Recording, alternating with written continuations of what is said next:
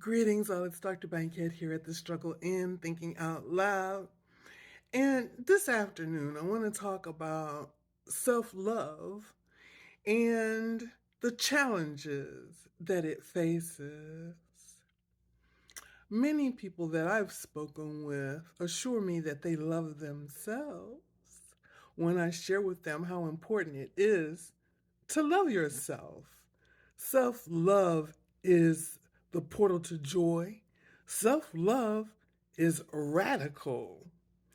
Self love is a determination to exhibit care, nurturing, and positive enforcement of how much you care about yourself.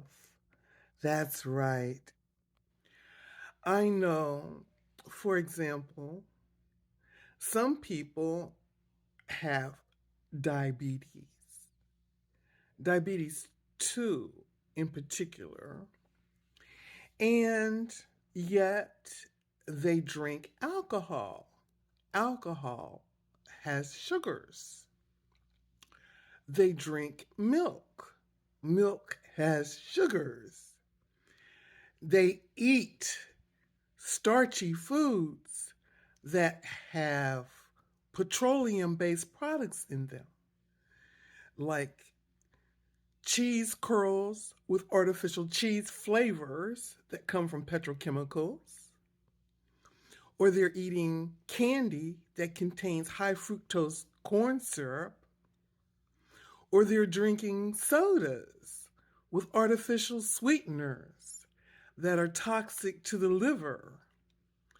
And yet, when they are exposed to the information or the warnings about what these products contain and how these products affect their bodies, they rationalize and justify why it's all right for them to continue doing those things. And yet they say they love themselves.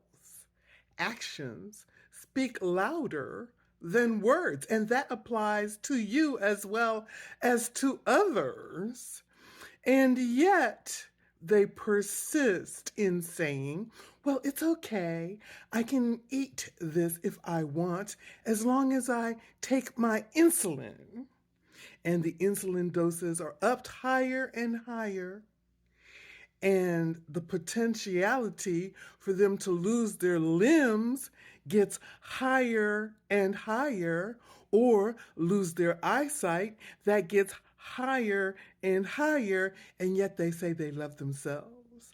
They wake up in pain because they're drinking sodas that contain the carbon dioxide that pretends to be something that affects the calcium in your bones. And so it leaches calcium from your bones every time you drink a soda. But people are complaining about their pains and aches, and they say it's age related. It's okay. I can drink these sodas. I like them.